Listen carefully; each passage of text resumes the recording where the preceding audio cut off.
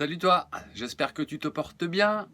Alors, une vidéo autour de la notion de valeur, du système de valeur. Il y a quelques semaines, je vous avais posté une vidéo sur le système de croyance, aujourd'hui sur le système des valeurs, et je vous fais un très rapide rappel des mécanismes mentaux de base. Quand il se passe quelque chose, et tout au long de la journée, ça fonctionne comme ça à l'intérieur, notre petit hamster, il fait quoi? Il interprète. Derrière, il engendre une émotion et cette émotion engendre un comportement. Et ça tourne comme ça en boucle tout le temps. Et grâce à quoi on interprète? On interprète grâce à son système de croyance, pardon, qu'on a déjà abordé, et à son système de valeur. La différence valeur-croyance, rapidement, la valeur, ça va être assez stable. Surtout si vous êtes arrivé à l'âge adulte, ce sont des choses qui sont posées, voilà, tout au long de votre jeunesse, dans l'encadrement familial, etc. Vous avez à présent des valeurs qui sont posées. Tu as des valeurs posées. Les croyances, ça va être des éléments qui, eux, vont être plus facilement modulables, en tout cas qui vont l'être, alors que les valeurs le sont beaucoup moins, voire pas du tout. Et c'est ce qui va permettre de créer d'installer un rééquilibrage possible. Quand on va pas bien dans sa vie, à un moment donné, ça veut dire que des valeurs sont touchées et les valeurs, on va pas pouvoir les bouger. Par contre, tu vas pouvoir travailler sur tes croyances afin de mieux alimenter ou de réalimenter à nouveau tes valeurs. Et donc, du coup, connaître ces valeurs va te permettre d'être au clair dans tes prises de décision. Parce que oui, puisque l'interprétation engendre une émotion qui engendre donc un comportement, une prise de décision, ce sont les croyances et les valeurs qui te permettent de prendre tes décisions. Et avoir des éléments autour de ces systèmes, c'est primordial. Et aujourd'hui, donc, je te propose d'aborder le système des valeurs, puisqu'il permet de prendre des décisions. Par contre, et je l'ai déjà dit juste avant, ce système de valeurs, à la base, il est créé par notre éducation, les personnes qui ont été importantes pour nous, les parents, les tuteurs, les profs, les coachs, la culture du pays également. Et 80% en fait de nos valeurs sont des héritages. Et tout ça, c'est complètement inconscient. Donc, tous ces différents systèmes, que ce soit croyances ou valeurs, sont des systèmes qui vont conditionner tous les choix que nous allons faire, tous les choix que tu vas faire. Alors bien évidemment, ces choix conditionnent la nature de ta vie du coup. Tout ce que tu es, tout ce que tu as, tout ce que tu fais, mais également ce que tu n'es pas ou ce que tu ne possèdes pas. Effectivement, c'est conditionné par tes valeurs et tes croyances. Donc en fait, on doit tout au niveau des prises de décision, tout repose sur notre système de valeurs. Vaut mieux les connaître, non? Tu seras d'accord avec moi. Alors, une valeur, c'est quoi? Une valeur, en fait, elle va répondre à une question toute simple. Qu'est-ce qui est important pour toi dans ta vie? C'est pas plus compliqué que ça. Qu'est-ce qui est important pour toi dans ta vie? Et cette question, elle est toujours présente en arrière-plan, et notamment quand tu prends une décision. Imaginons que tu aies une proposition d'embauche. Imaginons que le moment est venu pour toi de décider si tu continues plus sérieusement dans ta relation de couple ou inversement, si tu décides que ton couple ne va plus bien et que tu veux peut-être arrêter.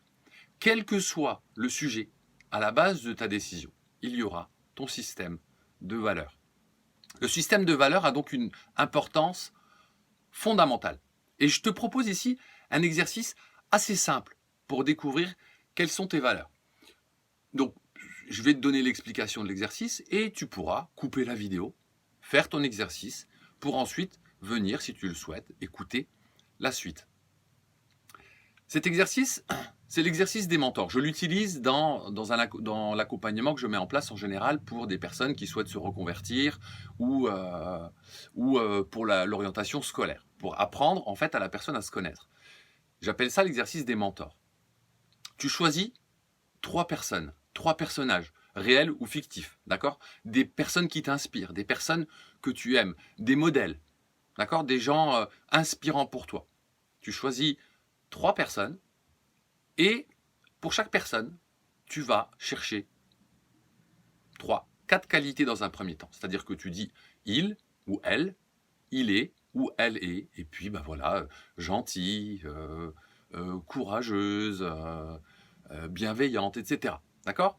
pour chaque personne, ça peut être des gens de ton entourage ou une star de rock, peu importe, encore une fois, tu lui cherches des qualités. Et ensuite, tu peux utiliser Internet pour chercher liste de valeurs, tu vas avoir un certain nombre de valeurs, et à un moment donné, tu prends ton personnage et tu lui attribues 4 ou 5 valeurs qui vont le représenter. C'est-à-dire qu'à un moment donné, en pensant à la personne sur laquelle tu réfléchis, tu vas te dire, tiens, cette valeur, elle va résonner peut-être à un moment donné. Paf, tu lui poses. D'accord? Et tu fais pareil pour ces 3 personnages.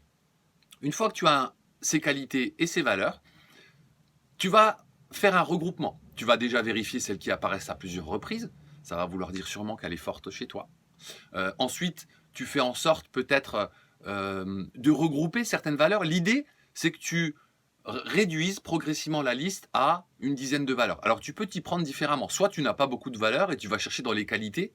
Quelles sont les qualités qu'éventuellement tu peux transformer en valeur? Par exemple, tu as mis il est courageux. Le courage, est-ce que c'est une valeur qui représente cette personne? D'accord? Donc, tu vas te retrouver avec une certaine liste, souvent plus importante que 10, 12 valeurs. À ce moment-là, ton travail, ça va être de faire soit du regroupement, de regrouper par thème, en mode poupée russe. Tiens, ces 3 valeurs-là, elles vont bien ensemble. Soit tu lui donnes un nouveau nom, soit tu choisis une des 3 valeurs qui va garder le nom qui va prendre le nom du thème. Et tu vas faire en sorte d'en garder entre 7 et 10 maxi. Ensuite, tu fais un deuxième petit travail. Tu vas les hiérarchiser. Comment? Tu vas faire des duels. D'accord? Tu vas organiser des duels entre chaque valeur. Par exemple, courage et liberté. Qu'est-ce qui est le plus important pour toi? À qui est-ce que tu attribues un point? Et tu fais des duels entre toutes tes valeurs. Tu fais le décompte des points et ensuite, tu fais ta hiérarchie. C'est pas plus compliqué que ça. Tu as à ce moment-là un aperçu de ton système de valeurs. À ce moment-là, tu prends chaque valeur et tu leur donnes une définition. Il ne s'agit pas d'aller chercher la définition du dictionnaire parce que imaginons que tu aies la valeur justice. L'idée, la valeur justice, ce n'est pas le code civil. Tu as ta propre définition de ta valeur. Donc tu donnes à chaque valeur une définition. Et d'ailleurs, souvent, dans ces définitions se cachent des croyances. Je te réexplique pas ce que sont les croyances. Je te propose d'aller voir l'autre vidéo sur les croyances d'il y a quelques semaines, si tu as besoin soit de te rafraîchir la mémoire, soit de savoir ce qu'elle est. Donc, comment vous saurez que vous vivez quotidiennement cette valeur? Imaginons la valeur liberté, justement. Moi, chez moi, par exemple, j'étais prof des écoles, d'accord? Aujourd'hui, je suis travailleur indépendant. La liberté, comment elle est alimentée? Je gère mon emploi du temps comme je le souhaite. Et c'est juste énorme. Je me sentirai libre lorsque je serai financièrement à 80% uniquement de ce qui dépend de moi, c'est-à-dire pas lié à un organisme ou autre. Ce n'est pas encore le cas chez moi, mais j'y travaille et je sais que ma sensation de liberté sera encore plus forte quand à 80% je ne dépendrai que de moi financièrement. J'aurai pas besoin de calculer sur mes dépenses. Et ça va effectivement venir à nouveau alimenter ma valeur liberté. Donc voilà un petit peu comment ça se passe sur une valeur.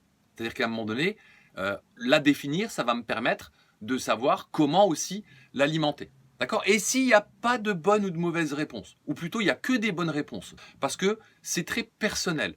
Il n'y a pas à dire ouais non mais ça c'est pas bien. Si ça te parle, note la définition qui te vient à l'esprit. Donc à présent tu as tes valeurs, tu as une définition dans laquelle tu peux voir éventuellement apparaître des notions de croyance, et derrière il va falloir réfléchir aux moyens pour les alimenter. Et avec ces éléments-là, c'est juste énorme.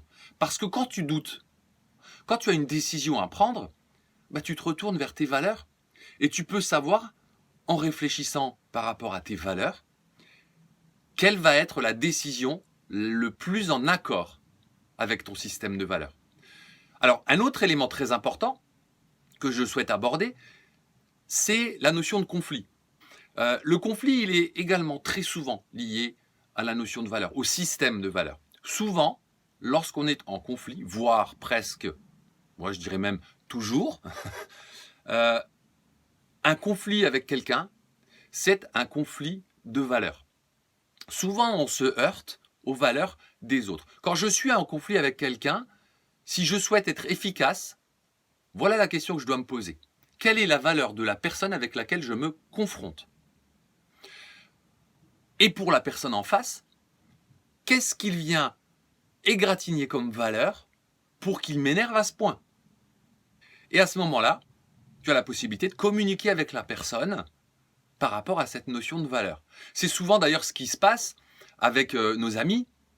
On se dispute et puis à un moment donné, on vient à discuter, à comprendre en fait l'interprétation qui a été faite, sans forcément pouvoir aller directement sur les notions de valeur. Là, ça va faire gagner du temps et ça va même pouvoir tout de suite peut-être se calmer. Ce qui est plus compliqué, c'est justement quand on est avec quelqu'un qu'on connaît moins et avec lesquels on ne va pas forcément avoir envie de continuer l'échange, ou alors avec quelqu'un qui nous a vraiment braqué. Ça va permettre, une fois que vous avez compris ce qui a été égratigné comme valeur, ça va vous permettre de vous apaiser et ça va même vous permettre de vous dire, bon, ok, c'est ce que moi j'ai interprété, mais c'est peut-être pas ce que la personne face à moi a voulu faire. Alors, comme d'habitude, j'en ai fini avec l'exercice pour vous permettre de trouver les valeurs, pour la réflexion autour de ce que représente le système des valeurs et en quoi il est fondamental, parce qu'encore une fois, il est très lié à notre prise de décision. Et là-dessus, si je fais une conclusion, on va dire, avec système de croyances et système de valeurs, à un moment donné, entre les valeurs et les croyances, vous pouvez vous retrouver dans des situations où vous allez vous auto-saboter, par exemple. J'avais une relation à l'argent qui était compliquée. Et j'ai découvert il n'y a pas très longtemps, donc j'ai travaillé sur cette difficulté. Et d'ailleurs, ça me permet de faire limite une thérapie, là. Hein, ça me fait du bien d'en parler. Donc j'ai travaillé sur cette difficulté et je me suis rendu compte en fait que par le passé, à 3 reprises, mon activité a décollé et à chaque fois, j'ai pris des décisions qui fait que, boum badaboum, je retombais pratiquement à la case départ. Pourquoi? Parce que je ne m'autorisais pas à gagner de l'argent. Je ne vais pas rentrer dans le détail du pourquoi. Mais le fait de travailler sur ces points, j'ai pris conscience d'énormément de choses qui m'ont permis du coup de derrière venir réfléchir à en quoi l'argent pouvait venir alimenter certaines de mes valeurs. Donc gardez bien ça à l'esprit. Et là, je vais vous proposer comme d'habitude de liker, de commenter. Je me ferai un plaisir de répondre à vos questions ou aux commentaires que vous pourrez faire et de partager parce que autour de vous, il y a peut-être des gens que ça va énormément intéresser. Voilà, c'était Claude Cunego sur la notion des valeurs et je vous dis à très bientôt pour une nouvelle vidéo. Bye bye.